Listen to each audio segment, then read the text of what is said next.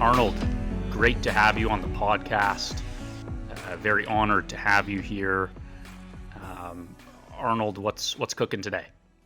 Nothing much, but number one, thanks for having me. I really appreciate being invited. I think we can have some great conversations. But really, what's cooking today?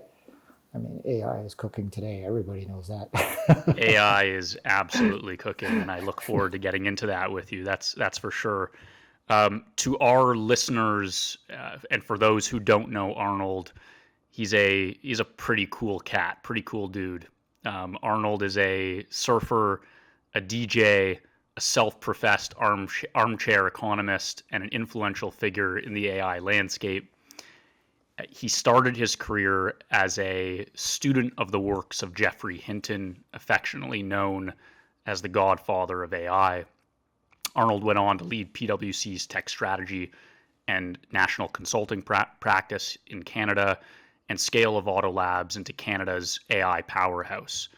He then saw significant scale at Tealbook as the CTO and CIO, and he is currently a mentor and coach and consultant to multiple companies on their AI strategies. Arnold, before diving in a little bit further here and kind of setting the agenda, I wanted to ask, I'm a small town kid from Ontario. We got no ocean here. I grew up playing hockey. You're a big surf guy, and I understand that you surf 15 feet or larger type waves. I got this impression of you surfing by day, cooking up the craziest AI strategies by night. Is that a fair assessment? Other way around, AI strategies by day, surfing at night. Because when I do surf, it's out in Hawaii, and so it's nighttime here, and so just hanging out in the afternoon doing that. But the reason why I got into it, and being an Ontario born myself, or Toronto born, is because my wife liked it. And so in order to hook that fish, I needed to learn how to surf. That's for sure. That's great. Yeah, it's I feel like I've been on calls with you a few too many times, and it's, I don't know, 0 degrees Fahrenheit minus, 10, 15 Celsius here in Toronto, and you're telling me, yeah, I'm going for a nice surf, in Honolulu or whatever it is. So, anyways, that's great. In terms of an agenda for this conversation, we're going to dive into your AI journey, get your take on AI's future, and talk a little bit about your experience building high-performing teams and reflect on your leadership experiences in the past. How does that sound at a high level? Perfect. So let's get into it. Awesome. Let's dive in. As you said, AI is cooking, certainly a hot topic. You worked under a disciple of Geoffrey Hinton. That must have, I can only assume that, in some way shaped your understanding of AI. Could you share how this initial exposure influences your approach to AI even today? So, because I learned early on what it was in terms of the current techniques that are used, which is neural networks, it essentially made it not magic for me, which was great. So I was banging my head for 3 years trying to understand that stuff, and luckily some of it soaked in. So even what's happening today, there was a period of time when I wasn't really into the industry because there was that AI winter for a little while.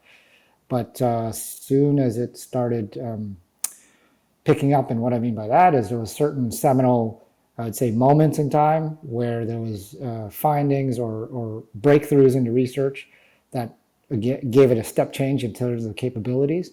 And then also surrounding technologies that help, which is cloud compute, things like that allowed for the information to be processed, and then amount of data available too became widely accessible. So those kinds of confluence of factors really drove up the business and the industry and enabled it to really come to what everybody thought it could be. But regardless, the point is, studied it, AI winter. It's like watching a soap opera. So I basically went to a conference and I watched the last episode and got all caught up. So luckily at that point in time, there was not a whole lot to get caught up on, and so the theory and the fundamentals are still all there. What's changed is just the extent of, I would say, the amount of data that these things are getting access to and the scale of these models. My models were like 5 layers deep, and then that was already taking a lot of compute time and doing very simple tasks. So I was doing reinforcement learning way back when.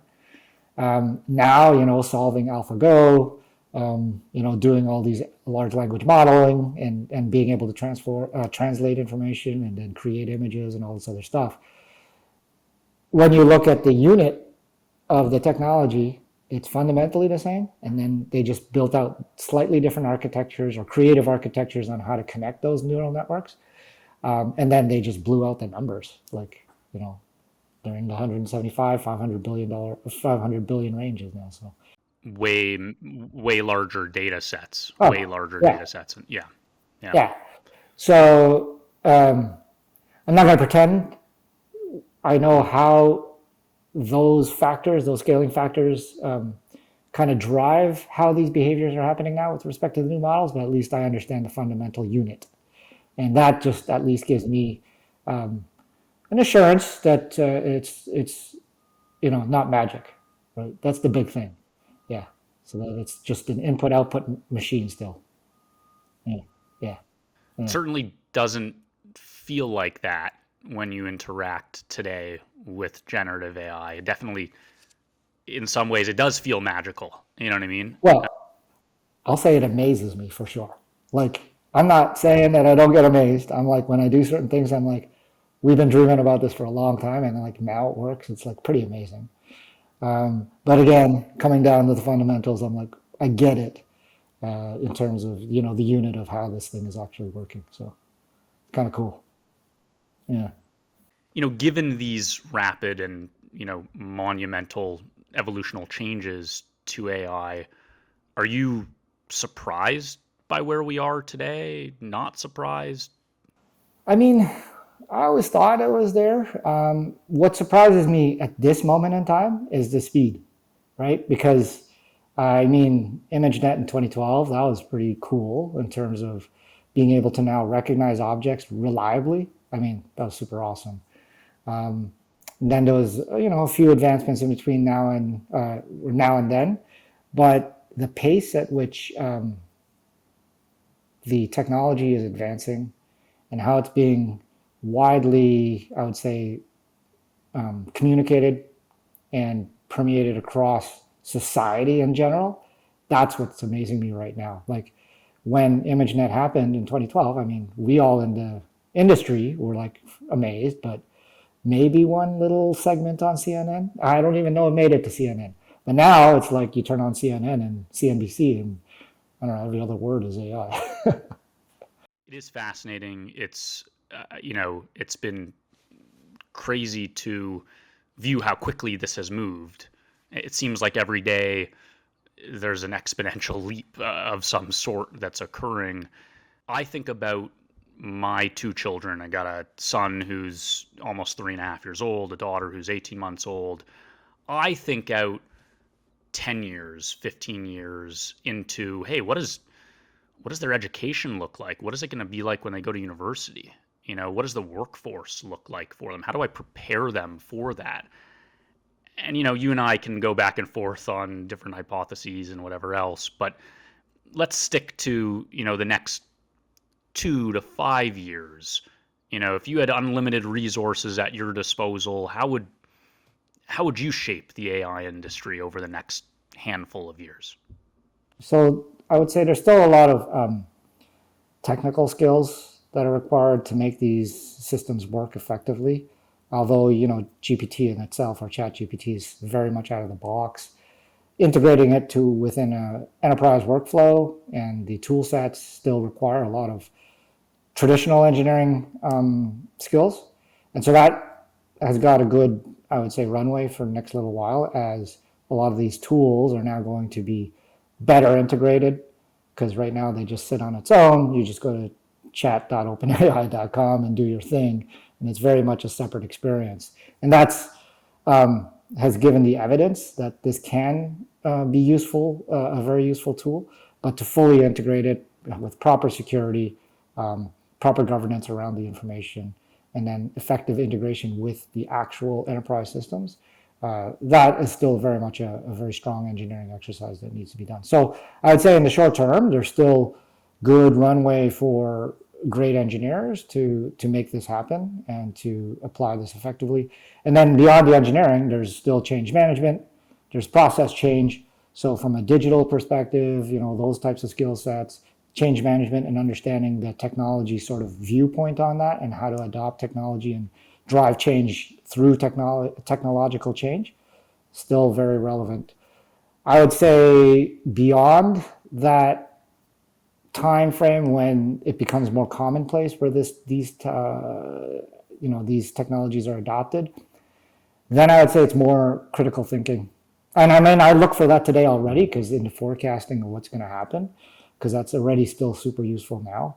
But I find the ability to understand in depth what it is you're trying to do, break down problems, ask questions effectively, step back, kind of that. So critical thinking is a super important skill.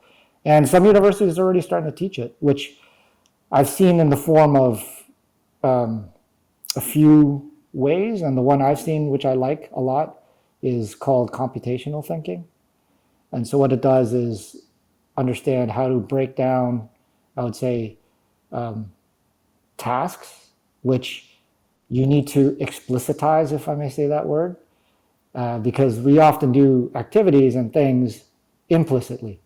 And so that kind of course and that mindset is important in terms of making everything explicit, codifying it, so that then you can understand what's good for, better to apply humans against it or better to apply automated technologies against it. And I think that's how the future of work is going to be designed. So that type of skill set is going to be super important in the next, I would say it's emerging now, then it'll be like a formal job like 5 to 10 years later. I heard you mention governance, and maybe that's a good segue into, potential dangers of AI. You know, talking about Geoffrey Hinton, who recently left Google, he had expressed concerns about potential dangers of AI. And as someone who has closely observed the development of AI, what's your perspective on this? There's all sorts of optimistic and rosy scenarios to doomsday to something in between. What's your take? So I'm going to say something controversial, which is, what is guns don't kill people, people kill Sure. people. Sure. So similar, it's a tool. And right now, as the AI stands, it actually has no intent, right? The intent is given, the objective is given.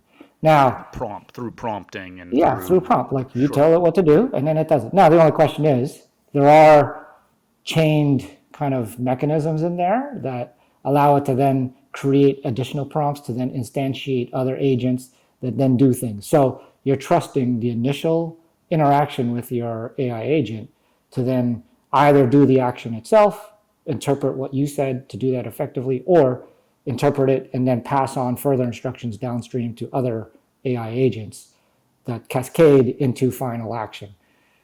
There is risk that as it's cascading, or even the initial AI agent, if it's just a one-step process, could misinterpret what you're saying. That's honestly, I think, incumbent upon us as people to be more understanding of what it is we want. And that alone already is a very big, I would say, skill in itself. Like, marriage, when you're talking to your partner, Sure. how do you communicate to each other about what it is you want and what you're feeling, and then the outcomes that you're trying to drive. And as a leader in an organization, same thing. You have this policy framework that you put in place, sort of the structure of what you think, or you give commands of what you think people will interpret them as, and then they may or may not align with what you think. So again, that comes more of an introspection, in my opinion, versus something that the AI is responsible for doing. Mm-hmm.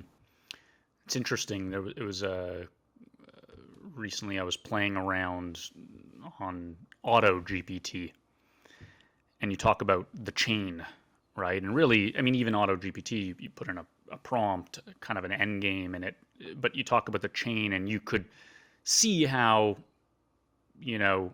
if prompted with, something that's not so good or that's, not great, it's not so far of a leap to think that the chain could go in the incorrect direction. But Correct. I really like your analogy on marriage. Your input and the framework in which you communicate with your partner. If it's done in a positive and respectful way, you hope to receive that back.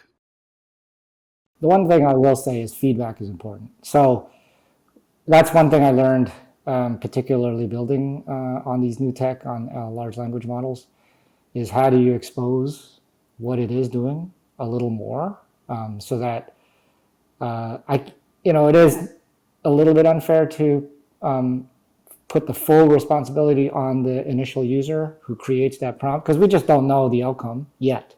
So we're trying to create that prompt outcome mapping, and we don't know that full mapping yet. And so as we design these systems, I would say it's not that we should stop the progression of this technology. It's more so we should open up the boxes of these things and Create then safeguards yeah. safeguards, or just let us know what is going on so that we can understand that mapping. Because we're all about cause and effect. We are cause and effect machines, right? That's what our whole history of survival is about, right? Like we learned cause and effect.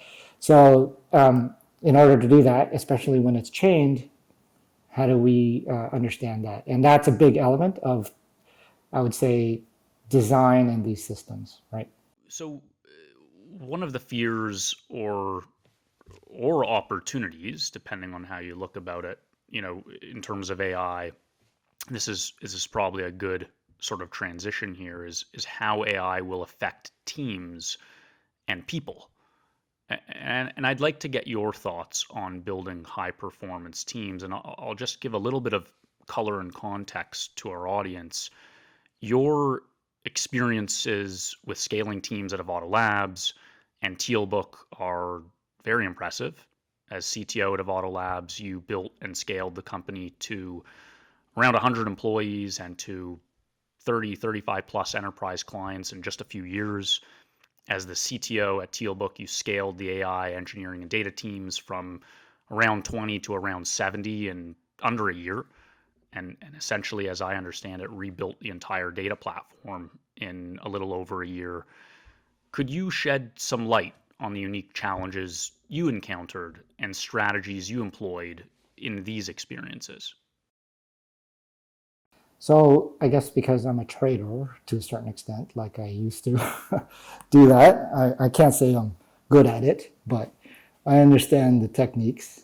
And I would say early on, and number one, it's a matter of context of the economic environment. So I kind of, when I did those two things, the economic environment was upwards trajectory. So this strategy that I employed there sort of applies to that context. So very much an option-oriented strategy, which is don't bet on one path, number one. So, the default path is higher and get on board.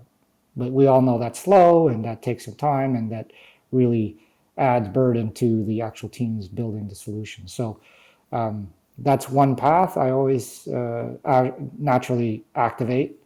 But the other one I'll do is how do you leverage partners like Stacked HR in terms of opening up that funnel, creating a good one to get qualified candidates in. So extending the recruitment team to other people who already have sort of an active network out there for the types of talent we're looking for.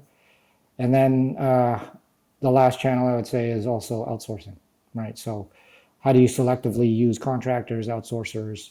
That I'm all about, from a talent perspective, looking for what I call champion talent, and this is talent that is 800% more productive than your average B and C players. Um, have you seen this in action in your teams? When you think about your standout players, your bar raisers, you know, are they that much more productive than your sort of average, or what are your thoughts? I would say, yeah, there's always, I would say, anchor team members, and they anchor in different ways. Some are from a productivity perspective, so naturally I'm running usually the engineering side of the house, so they can code like they're 10xers in that sense. Other anchors are talent anchors, so once you get a really solid person in, they can attract a constellation of people, right? So they don't act like an IC in that sense, and that's a very important cog to the whole machine as well. So I have experienced that, and I do find that as you're recruiting quickly, scaling up fast, you know, I naturally think I hired everybody of that caliber, but after 2 months, you start seeing the real deal, and so those people surface. And so that's one other thing I'll say with respect to a strategy of mine, with not only the options, but honestly, I'm already resolved to the fact that I'm going to be wrong 15-20% of the time. So how do you um, be upfront with that process, with yourself, with your team, and then accelerate sort of that adjustment, I would say. When you know, it may be a bit of a direct question here, but what do you look for when selecting team members or making hires? Are there any non-obvious traits you particularly seek out or avoid? I think what I've learned more over time is I have my preferences, and it's a function actually of my leadership style. So what I can't say is everybody should hire what I hire for, right? Because whoever you do hire, should complement that leadership style. Because I know people who are more, especially on the engineering side, who definitely are about execution in the sense that there's a very strict process of instructions that flow through the organization. And when they come to this organization, they take the input, do it, and spit out the output. I'm more of a creative leader and creative thinker and strategic kind of thinker. So naturally, that's the type of talent that I like to hire. And so that's where I gravitate towards, because I like to create teams like that, right? So ideally, when I work with my executive team, that's what they're hiring me for. And so therefore, the team that I hire is reflective of that kind of bias, right? And so that's worked. But what I've learned also is I need to be more explicit with my teammates in terms of that's my operating model. Therefore, my team will operate like that. So how does that work within the dynamic of the rest of the organization? When I think about talent, I sort of think about it within a four quadrant framework. So you have talent as natural ability, mastery, commitment, and fit. So natural ability being there are certain individuals who are gifted in a certain way. In terms of mastery, there are individuals who have to make it. They're not necessarily born with it. Talent as commitment being perseverance, focus, dedication to be the best. And then you have fit, which is kind of more contextual, which is a little bit what you were talking about there. You have individuals who shine in one context who might struggle in another. What's, and different organizations have different cultures, they have different leaders with different leadership and management styles. Um, I think there's champions or elite talent out there who maybe have blends of these different things. What's your thoughts on this? What's your perspective? I gravitate towards fit because I think lots of things are contextual. Again, again, this is just learnings from almost really my last two places. It's what is the dynamic of that leadership team, and therefore you need to hire people that fit that dynamic because they're going to set the culture, right? Culture is honestly, I trivialize that term, culture eats strategy. Culture eats strategy because I was a strategy guy. And I'm like always doing strategy. And then now I understand, yes, culture can eat strategy very easily. Um, so I think fit is something I gravitate towards. But again, that's very nebulous. So what does it exactly mean? So somebody just as a chameleon and sort of, align to whatever the leadership is driving in terms of that culture. But the one thing I can say, and I've learned many times, is commitment is a big sort of spike that I find is a critical success factor. Um, you know, is what we do hard or intellectually, um, I would say, difficult in the sense that only a small percentage of people can do it? I don't honestly believe that, right? I think a lot of people of in a large portion of the percentile range, right? I would say maybe let's just say the top half of you know can excel if they have a very strong commitment, right? That's what I truly believe, right? Because I think it's all about getting up time and time again because you're going to fail and believing that you can get to the end game if you know, or just continually, you know, hacking away at it, but doing it in a smart sense. Like you got to learn. So if you're learning from each iteration, then I think that whole perseverance is very critical. Yeah, you certainly see it all, right? When you're working with large teams and scaling and moving quickly. And that's in some ways the beauty of it. And maybe a fair transition into a little bit of a separate question for you. When you think about, and you've worked at startups before, you've worked at larger enterprises. When you think about earlier stage startups, what advice would you have for early stage founders, tech founders embarking on their entrepreneurial journey? The biggest one, have a co-founder. That's like one of the biggest things I've learned right now. Can't do it alone. And I've actually talked to many who more so. Actually most of the ones that are doing well is the ones I know who have a co-founder, and there's a reason for that. I think having been working with both is that uh, those without a co-founder don't have a trusted party or trusted person that will tell them the truth. Well, let's just say a trusted channel from which the truth will be accepted. That's probably the best way to put it. Because a lot of people will tell you the truth. It's just whether you'll actually fully internalize it. I think of I think of entrepreneurship as a long, not to be sort of, downer here, but a long and lonely path. That said, it can be the most rewarding work in the world. Um, and I think early stage founders with a focus on their customer and almost an obsession with their customer and on their people and on their founding team. Um, that's kind of where my head goes here. Yeah, man. Like imagine you're in that forest and you have no idea where out is, and it's dark.